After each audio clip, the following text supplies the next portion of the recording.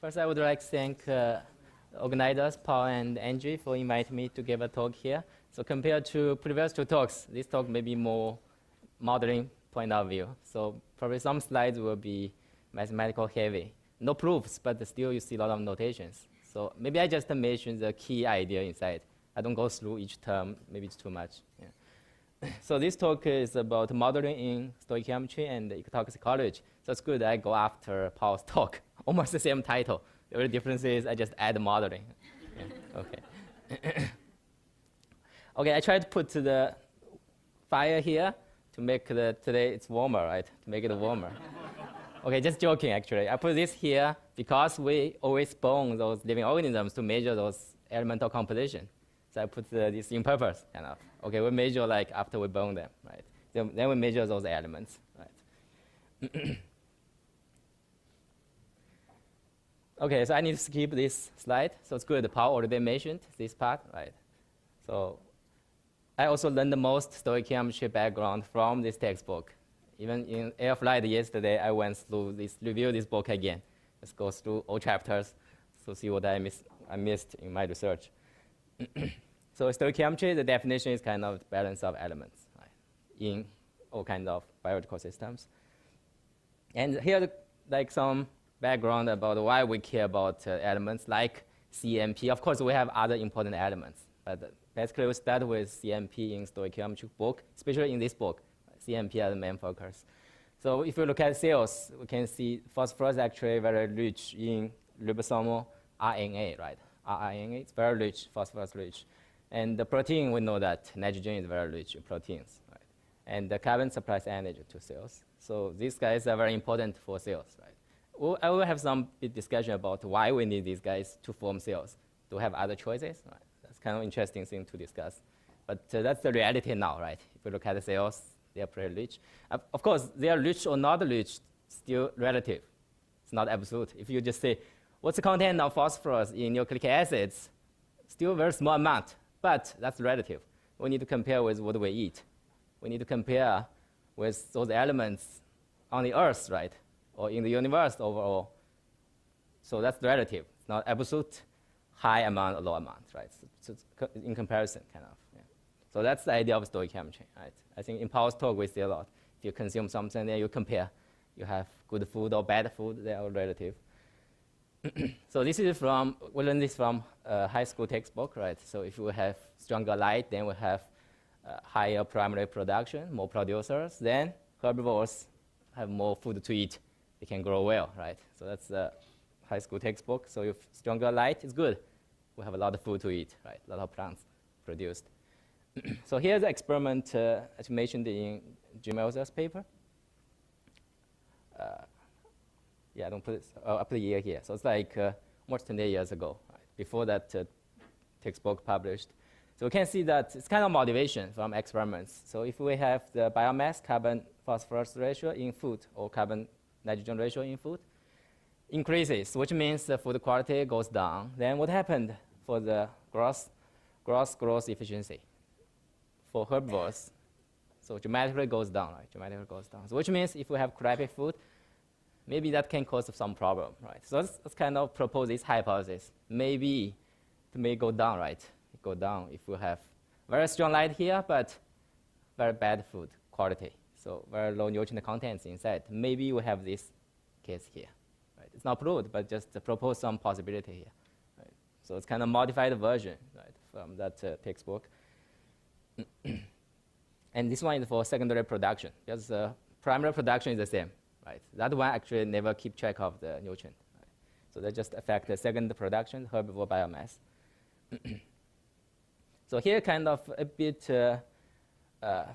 preview for some common species like crustaceans, so like few species. So I just focus on this one because if we compare these guys, Daphnia actually have highest phosphorus content. Just if we look at the carbon phosphorus ratio, it's 80 to 1, as Paul already mentioned. It's like a maximum for Daphnia, it's like 70, 80.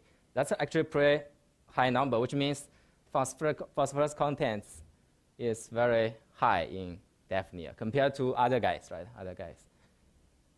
And that's the reason probably where we love to use this guy to do experiments because it can be easily limited by phosphorus, right? So if we choose these guys, maybe we don't see any limitation, right? And these are just two examples, right?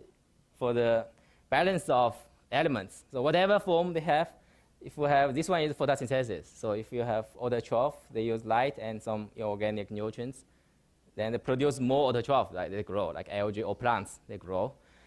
And you have some like release of inorganic matter. The reason is we have balance of elements. So that will be relevant to that first law we have.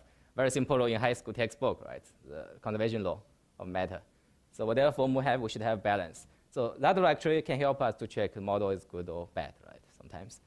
And this is a predation process, also similar idea. So if predator eat prey, of course they are all in the form of these elements. So how much carbon inside, how much nitrogen inside, how much phosphorus inside, right? So they have more dimension than the historical models, of course.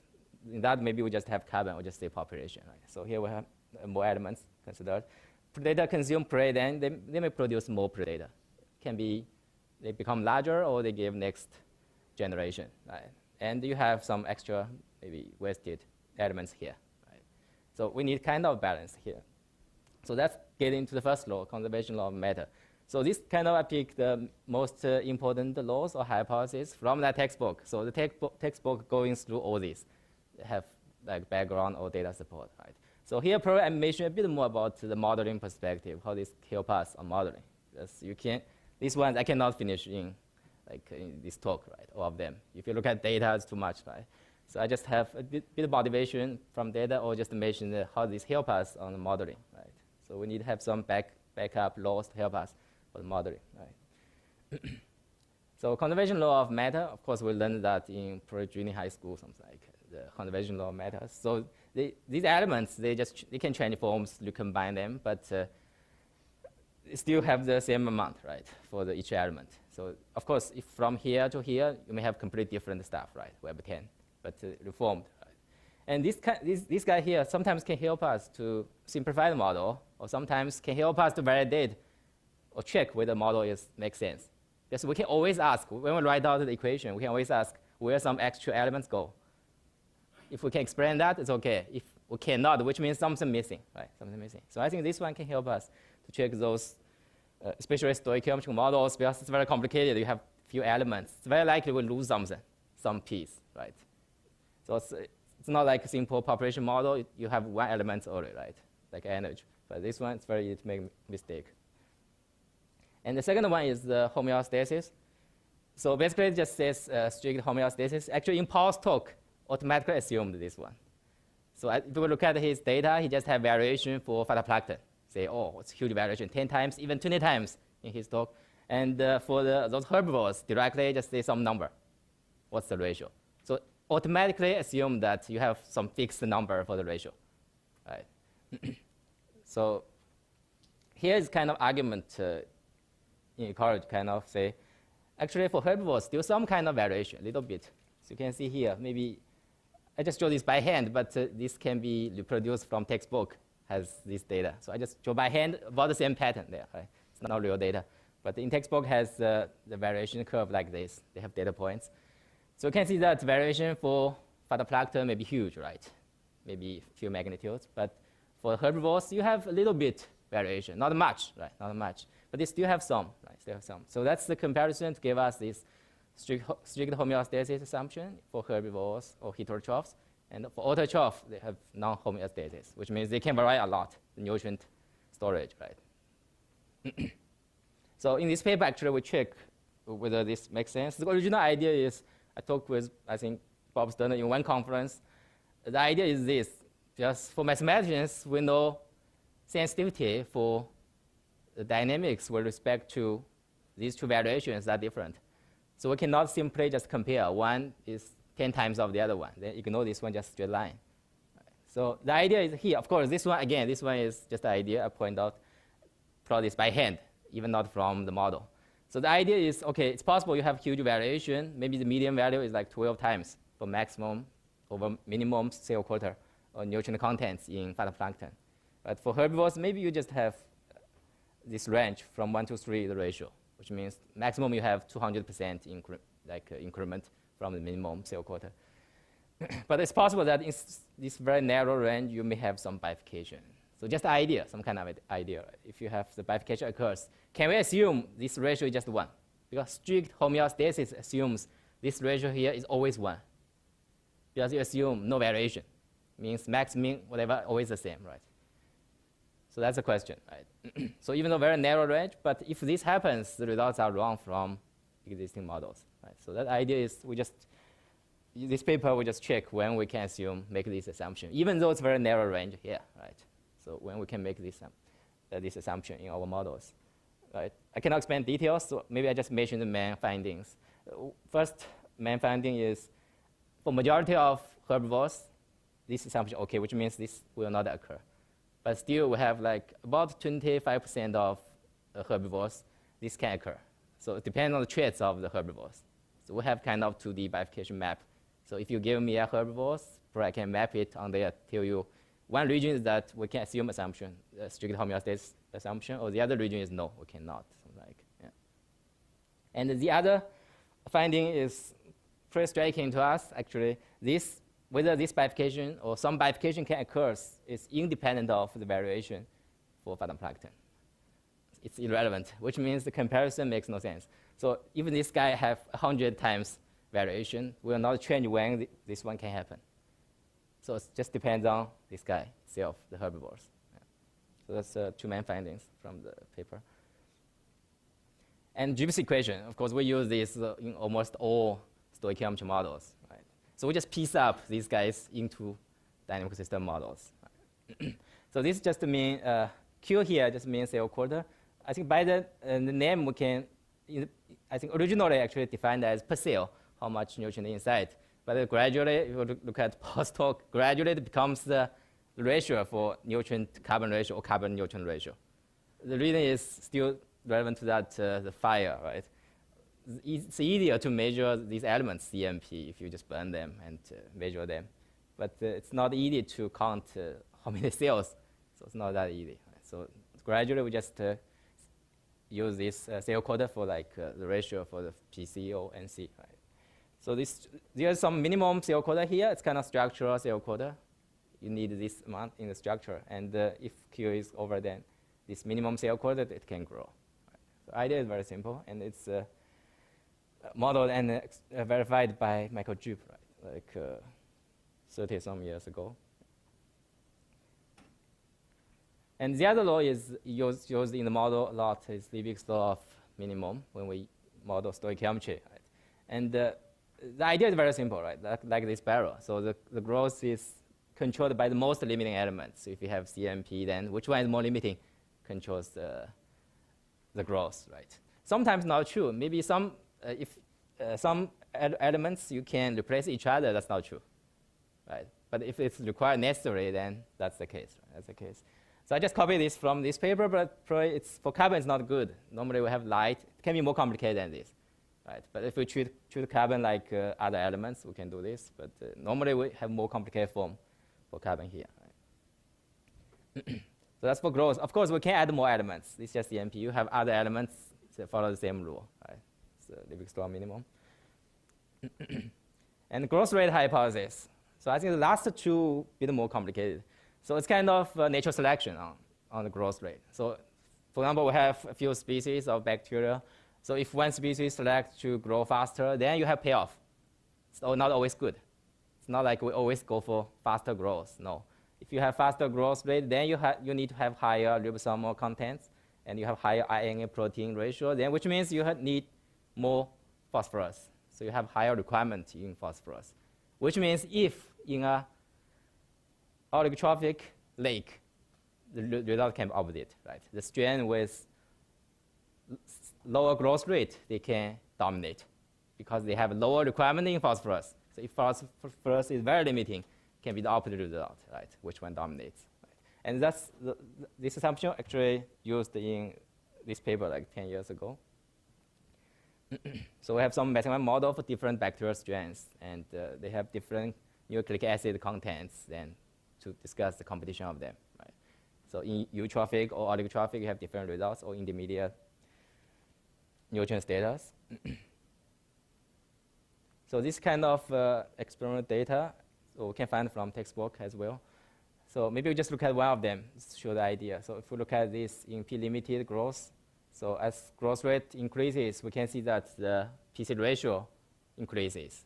So that's kind of explain that natural selection, that growth rate hypothesis. And as light increases, we see the slope goes down. Right? Slope goes down. So light will change the slope, but the positive correlation between the PC ratio, nutrient contents, and the growth rate is the same. Right? Always like a positive correlation between them. Right? So it's just for the texture. It's a red pine tree, right? Similar idea. If you have questions, just stop me anytime. So I just briefly go through these guys. So light and nutrient hypothesis. I think this one discussed a lot in the textbook. Maybe a few chapters have on this. Yeah. So just the light and nutrient ratios in an aquatic ecosystem, it kind of determines the kind of elemental composition in trophic levels in that ecosystem.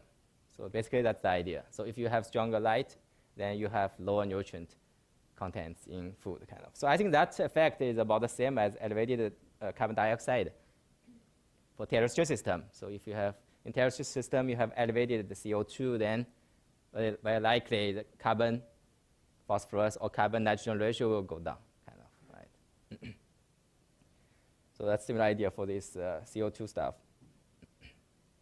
And here is the experiment, I think also done by Jim Elser, that to test different lights, right? So you can check this light nutrient hypothesis. So if you have very strong light here, you can see that Daphnia, they can feed a lot of producers, right? A lot of algae they can eat, but with very low nutrient contents inside.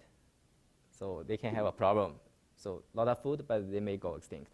So that's kind of experiment to show the idea. Right? So I think it's also a picture from Jimmy also that they can do something like in the field, but same idea actually compared to that microcosm or mesocosm experiments. So just have the 100% natural light, or you have some treatment with 25% natural light. With that, you cannot see clearly, it's like a black cover here. So that will shed like 70%, screen out 70%, 75% of light out, right? Yeah. Then you can compare the outcome from this high light or low light, right?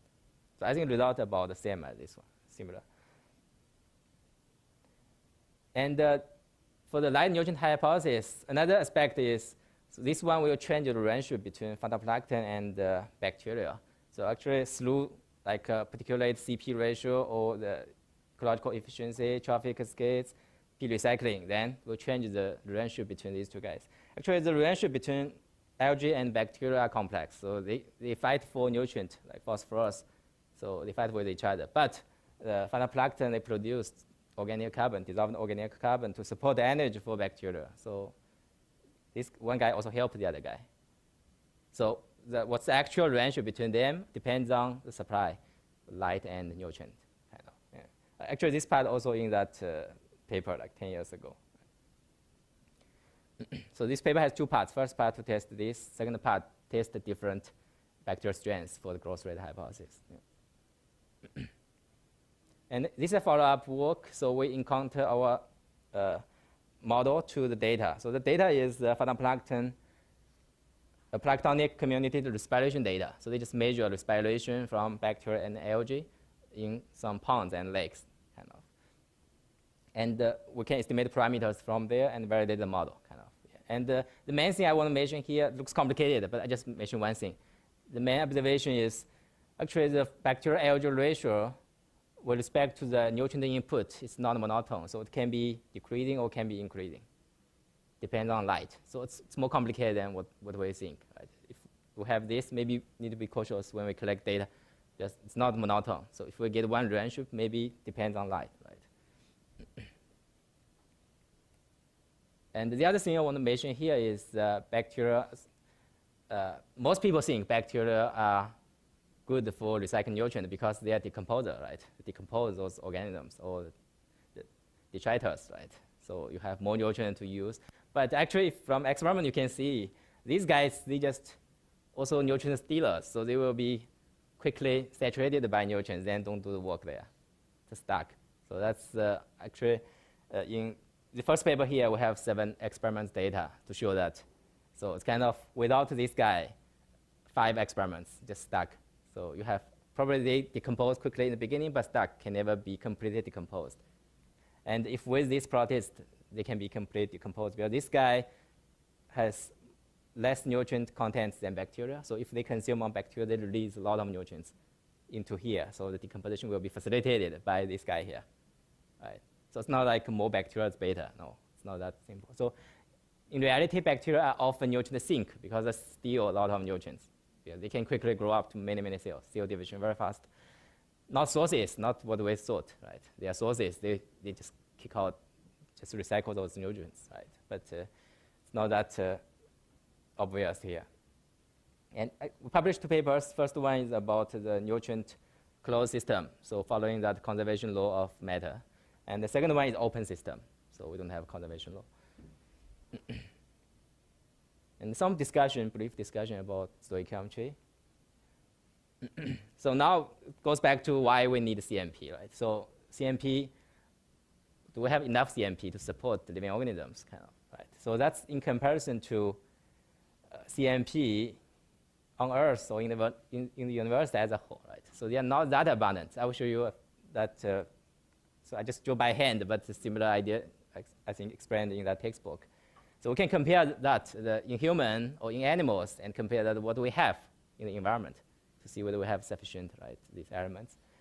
So it seems like living organisms made a very discriminating selection of elements from the environment. So it seems like it's not that easy, right, for us to get these elements. So here's a comparison for composition of Earth's crust and composition of human body. Of course, you can do this for animals or any living organism, right, to compare them. So we can see that the CMP composition of CMP contents in human body are about 10 times more than CMP composition in like Earth's crust. So it's like 10 times more, which means we lack of that, right? If we compare these 2 data sets, right? Yeah, I just replotted this by hand from the data in that textbook, kind of, right, to show the idea. Yeah. So the bars are not accurate, but the numbers are accurate, right? That's the numbers from the Jim Meltzer and the Bob Sterner's book. So now here's the interesting thing, like, to discuss. So probably we have a lot of carbon and nitrogen in Earth's atmosphere. That we know, right? So we have the nitrogen gas, we have CO2, carbon dioxide, we have methane, CH4, right, in atmosphere. Probably that can help for these 2 elements, carbon and nitrogen, because we don't have enough in Earth's crust, right? Of course, for phosphorus, we don't know. So probably a lot of cases we are limited by phosphorus, right? But even in atmosphere, we don't have much phosphorus there, right? And the other question is why we choose C, not silicon, to form living organisms, right? So it sounds like a silly question, right? Because as it is, right? We are formed by carbon structure, right? Not a silicon structure. Right? So I think I learned this from Jim Meltzer's course, I think. So he just discussed this, why we don't use silicon instead of carbon, right? Because we have a lot of silicon here, much more than carbon, but we don't use at all, 0, right? In our body now, we don't have any silicon here. So of course, we may find some reasons, right? But I don't think these are necessary reasons, but just can explain a bit, right? So maybe carbon has a very high binding energy, at least compared to silicon, right? And also high degree of bonding flexibility. So you have, like, you have more forms you can have, right? More forms you can have. So maybe silicon is not that stable, but I think Jim said it's possible maybe in some other planet, it's possible. Different environment, silicon is better to form living organisms, not carbon, right? But for the Earth, maybe carbon is better, right? That's what we see. And the other question is NP, they are here, right? In this periodic table of elements. N is here, P is here. Why they are main nutrient elements, which means why we have so much P and N in cells, right? Why protein formed by nitrogen or nucleic acids, why have like phosphorus rich, right? Because we don't have much here, right? So can we change that? Of course, we cannot change, right? We cannot change. That's what it is. Yeah. So it's a kind of interesting question to discuss, right? I don't have answers. I'll just mention that. Yeah. Yeah. Oh, this is the. I tried to find some model simple enough. This probably I can figure out the simplest model I can give, like for stoichiometry. Normally you have big system, right? So this one, normally I give this in modeling course to students, undergrad students, just to explain the idea of stoichiometry models. So it's kind of in a chemostating, and you have some organism here. So maybe algae or phytoplankton inside. So I think the main idea is to explain these terms, how we get this. So I think this term here for cell quota equation, it's not hard to understand because this kind of the uptake of nutrient by algae. So this one, Q here is per unit biomass or per unit carbon biomass or per cell, how much nutrient inside. So by unit, we can see that just divided by A, right? So that's per capital uptake rate, exactly this increment rate for the nutrient, right? And normally students have questions about this, right? Have this, why we have this guy and this guy. So this one is from Gibbs equation. I just showed, right? So just copy Gibbs equation here. And why we have this depletion decay rate for cell quota here, right? So I think the simplest interpretation is because this kind of dilution process. So if you have some amount of nutrient inside, if one cell divides into two, then nutrient content is divided by 2, something like that's the idea, right? So that's a dilution due to the growth or reproduction, right? So per capital rate will be the same. So which means this one divided by Q should be same as this one divided by A, right? Or the other way we can derive is like the quotient rule for derivative, right? So that I will show in the ecotoxicology modeling later. So I don't put it here to save time. So because Q is kind of the nutrient carbon ratio in algae, so we can use the quotient rule to derive this term here. So either way, that's okay. And you will see that derivation in the ecotoxicology modeling. Oh, the other question is also from this textbook here. I think it's an interesting question. I just got this in the flight, so it's an interesting question. So in aquatic ecosystem, kind of algae have considerably shorter generation times than graders. So algae can quickly grow. They grow very fast, right? So you can easily grow up those algae in lab. But for trees, we know that it takes probably many years, right? Many years. So actually, in terrestrial ecosystem, like trees, they have probably much longer generation times than herbivores, right? So that's the other way. So I think that's an interesting question to ask, like how these quite different scales. Huge difference, right? Or delays influence the nature of feedbacks between consumer-driven nutrient recycling and auto-trough dynamics. Or you can ask some other questions relevant to these scales, right? So any question? Okay. Okay, the second part is about ecotoxicology. So I'm sorry that it will be more mathematical, like modeling heavy here, this part, right? The reason is I cannot give too much background on this area. Just we have some experts here, so it's easy to make, as Paul just said, right? Easy to make some nonsense stuff, right? So if you have question about background, probably can discuss. But here I just put the slides on the modeling stuff, just to show idea how we derive those toxin-based equations, whatever. So ecotoxicology is like in the interface of few areas. Our ultimate goal is like human health, right? We just want to protect human health. Right? So this is our motivation. So I will list our modeling efforts here on toxin models. So this is northeast of Alberta province. So where I am now in Alberta. So that's about 400 kilometers from where I live. Kind of, yeah. So it's far away. It's okay. So you see that this kind of mining areas, right? So I think government puts like 12 stations there to collect data. So they just want to keep track of those toxins, what's going on. So they have a huge table, almost all toxins they check, but not by human, by those machines. So they collect like every day, right? So you get tons of data. But unfortunately, lot of data missing because you have some like minimum accuracy. So if the density lower than that, you don't get anything. You just get 0 from the machine. So this kind of motivation, it's like oil sands industry in Alberta. And you can see the tailings ponds or NP lakes here. But these guys are actually not allowed to be connected to that big river, Athabasca River. right? But I think those companies requesting the admission, right? They are requesting to release maybe some of this into the river. Because the argument is if you release a little bit, it's okay. Because actually you don't know how to deal with these kind of lakes there, very toxic. Right? Yeah, so this motivation for data. So, but we have more updated data, but this is just the starting point for this project. And the talk I gave here will focus on metals. I think most people here may also work on metals, right? And recently, actually, we focus on these hydrocarbons. But I think that's a bit out of this theme, I think. The hydrocarbons, we just discussed biodegradation of hydrocarbons, right? And actually, we are very proud of that work because we have the data, not just for the greenhouse gas emission. And also in the lab, we check all those degradation of all those hydrocarbons in the lab. So which means we have 2 data sets that will avoid overfitting, right? Avoid overfitting. But that makes the data fitting much, much harder, which means we have no freedom to play with, right? Yeah. So even getting to the same scale can be challenging, sometimes complete off if model has some problem inside. But I don't present this one here. But here we just focus on metals like mercury, like methyl mercury, I think discussed a bit today.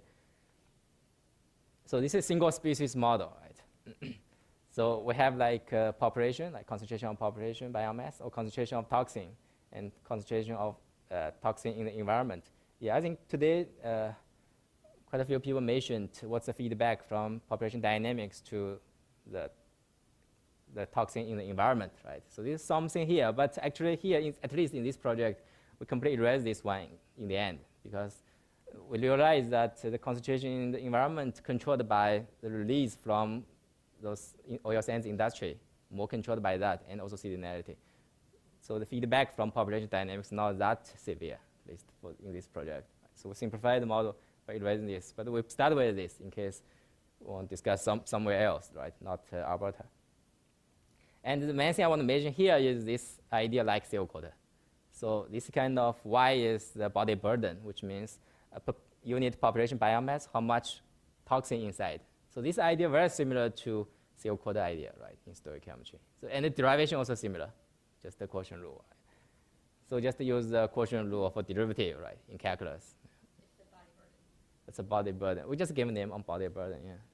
So you can choose some other name, just how much like toxin in the body, like body biomass, something like, right? The biomass, how much. So it's a similar idea like per cell, how much nutrient inside, right? So we can use the quotient rule to derive that, right? And we erase the equation, we can get something like this. Right? And we can put in reasonable functions and do the fitting. So the fitting here, actually, we found a lot of data in the lab, like to check physiological traits of rainbow trout if we feed toxin. So it's mercury, actually it's methyl mercury. Feed the toxin to a rainbow trout from like juvenile, very young guy, or to the senior guy, right? Adult. So how that affect this? So in this one, the main effort in the first paper, because the model is pretty simple, right? Single species model. The main effort actually, we just want to parameterize all those parameters, right? Estimate from existing data, right? Since data. So we spent a couple of years on that. Just actually, there are a lot of model papers existing for toxin-based models, but none of them really do the fitting to the existing data or parameterize that, right? They just randomly choose some parameters, even without knowing the scale, right? Which scale of those parameters. Right? So if you read this paper, I think, where's the paper? Okay, it's not here. So if you read this paper, you will see how we do the estimation of parameters. So we do that one by one. So each one we need one data set, something like. Right? So we don't have freedom to play with those data. At least we have some narrow range for each parameter. And here I just show one result here from this single species model. So here we just assume triangle distribution for each parameter. Right? So we estimate the parameter range from those experiment data. Then we assume triangle distribution for each parameter. Then we can do this stochastic simulation, even though it's a deterministic model. Right? But each time we pick a set of parameters, and each parameter has triangle distribution there. So we just do this, run this for 1,000 times, right? And we can compute the probability of extinction. Yeah, right? So we can see here, if the concentration of toxin in the environment is low, of course, the probability of extinction is very low for rainbow trout. And if it's toxin in the environment is very high, of course, almost 100% sure they will go extinct, right? So that's a straightforward result. And actually, the guideline somewhere here. So that's the guideline given by Alberta government. So it's like between 2.1, 2.2, something like. So guideline here. So I think that this result matches that guideline by the government pretty well. Of course, they get that guideline from another approach. They also use a model, but it's more statistical approach. Yeah. So even this dynamic system model here, differential equation model here, we can get almost the same guideline as the government indicated. And here's the other aspect for the body size, right? So for different lengths or body size of trout, actually mercury concentration increases. So this kind of idea for bioaccumulation. So if you grow up, you accumulate a lot of toxin inside in the body, right? They can still alive, right? Those big fish. So if we want to model this one, it's more complicated. So we need to use some size structure model, right? Or age structure model. Right? So here's the size structure model. So it will be a PDE model. And this one actually, even we don't have any existing program or numerical scheme to play with this. So here we just propose some numerical scheme in the paper and prove the convergence of the numerical scheme people can use. After we prove that, we can use that numerical scheme to run simulations for this kind of model, for size structure population model, right? And the stage structure actually discrete version of this kind of. But sometimes we simplify this to be different stages. So that's discrete version of size structure. So this one will be the continuous version of size. You can have size from minimum to some maximum, right? So we have x min, x max. So just mean the minimum length to maximum length, right? So minimum length for something like newborn, right? Newborn fish. And this one looks complicated, but the derivation is still the same. That's the point. So the body burden, little v here, which is I over u, still same as before. Still use the quotient rule. So we can still derive the equation for the body burden like that cell quarter stuff, right? No difference, even though it's a PDE model. And okay, I don't go through all details, but just explain the main thing. So this one is for like toxic predator-prey model. So the main feature of this model is to derive the toxin, how toxin transits from prey to predator. So the idea is still similar to stoichiometry, but the main feature is when we derive that, that shows biomagnification process. So what's the biomagnification? It's actually the motivation for this model in the very beginning. We know that in a trophic cascade, the bottom layer actually, species in the bottom layer, they encounter they uptake toxin first, those small animals, right? But actually the result is the species in the top layer will go extinct first. So it's kind of funny, it's opposite, right? So you just top guys, they just grab toxin from lower guys, but actually they go extinct first. So that's the biomagnification process, kind of. Just the top guys, they may live longer, so you have bioaccumulation, right? So that's actually the main feature of this model, and I will show you some basic results from here. So yeah, I promise to just spend 40 minutes. So this is just the dynamics from this toxic prey-prey model. These four cases, if you are familiar with predator-prey model, that's exact same as classical prey-prey model, these four cases. So you just have extinction of both species, or you have predator go extinct, but prey survive in equilibrium, or they have coexistence in equilibrium. Or you can have the coexistence in limit cycle form. So this is exact same as prey-prey model. Prey-prey model will show these four cases. So the new observations, dynamic observations is these two cases. Actually, in these two cases, system is not that robust, so it's like vulnerable. So we can have bistability of these two equilibrium, which means, so if you run simulation in region here or region here, we can see this outcome. So prey always exists, but prey always survive, but predator may go extinct, depends on where we start. Right? So predator Y may survive here, or they may go extinct, depending on where you start. Or if you have some sudden event like hurricane or anything, they may change, switch between these two, right? But if they go extinct, they cannot come back. But if they coexist, maybe it's switched to here because you just jump in this region, right? With same parameter values, right? So this one even more vulnerable. So if we have the stable limit cycle here, so solutions in this strip will go to this limit cycle. So just the solution, sample solution here. Most solutions tend to this boundary equilibrium, which means the prey survive, but the predator go extinct. But in this case, actually, this limit cycle is very vulnerable because the attracting basin is very small, very narrow here, which means if you have a little bit sudden event, it will drag it to outside and go extinct. So actually, predator is very vulnerable in this case if this happens, right?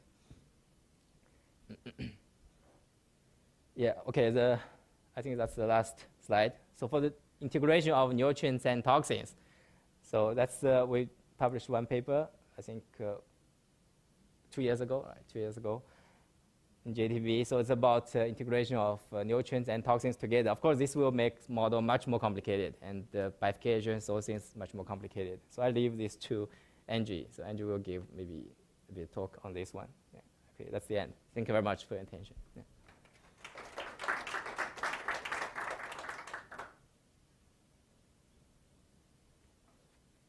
So any questions or?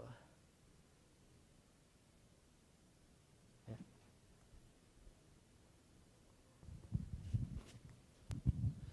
I have a question following on the last example. You showed that the prey-predator model with a toxin could exhibit bistability. Yeah. We've known for a long time that there is an analogous property with stoichiometric models since Tom Anderson's book. Exactly. So that's about the same as that, that kind of models. Well, the first part of my question was, is that mechanism, is the dynamical mechanism similar in the two cases? I think it's similar. So because I explained the modeling part with toxin or with that other elements, very similar.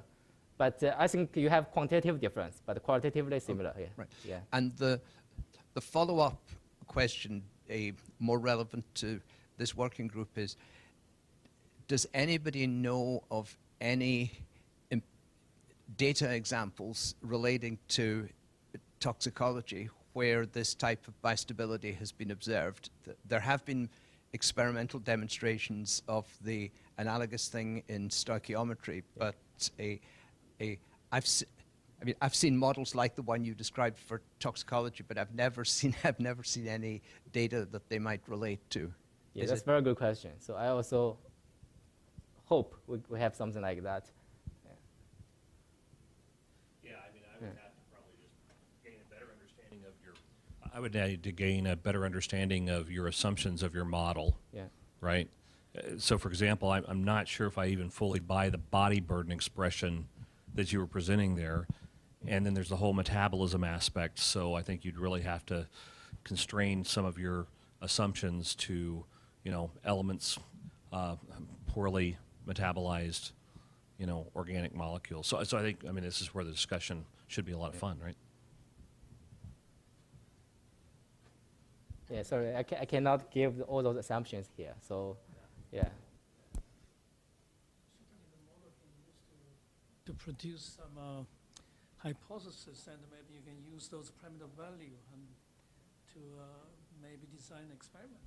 Now you have the front. Maybe this is your challenge. Yeah, actually, for last model, I skip all details. Didn't put the assumption, also didn't put the species. So we have, I think for those, I think prey, in this model is insects and herbivores, like Daphnia in this example. So not plants. So it's completely different from producer grade model in stoichiometry stuff. It's completely different. Yeah.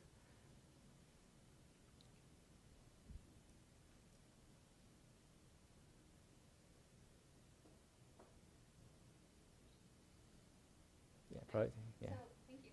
Thank you.